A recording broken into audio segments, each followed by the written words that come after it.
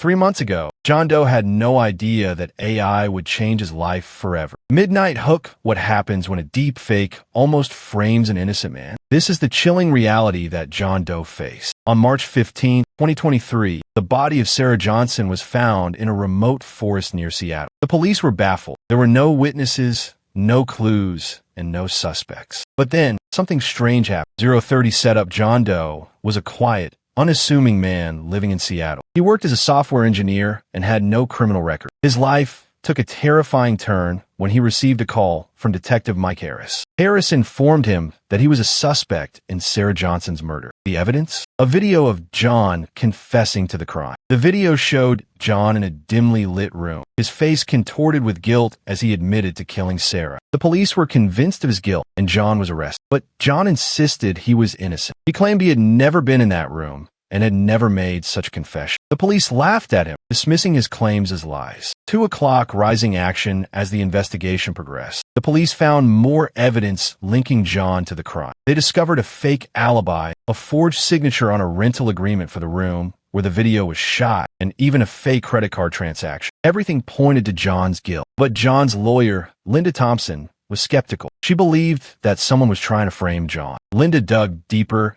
and found inconsistencies in the evidence. The room where the video was shot didn't exist. The signature on the rental agreement was a perfect forgery, and the credit card transaction was a clever hoax. But the biggest clue was the video itself. It looked too perfect, too staged. Linda suspected that it was a deep fake. 4 o'clock: complications to prove her theory. Linda hired a digital forensics expert named Dr. Alex Chun. Dr. Chun analyzed the video and found that it was indeed a deep fake. The facial movements, the lighting, and even the background were all digitally manipulated. But this raised another question. Who created the deepfake and why? The police were shocked by this revelation. They had been chasing the wrong suspect all along, but they still needed to find the real killer. The investigation took a new turn as they focused on finding the mastermind behind the deepfake. They discovered that Sarah had enemies who wanted her dead. One of them was her ex-boyfriend, Mark Wilson. 6 o'clock: climax: Mark had a motive for killing Sarah. He was jealous of her success and wanted to ruin her reputation. He also had the technical skills to create the deepfake. The police confronted Mark with the evidence, and he confessed to the crime. He admitted that he had created the deepfake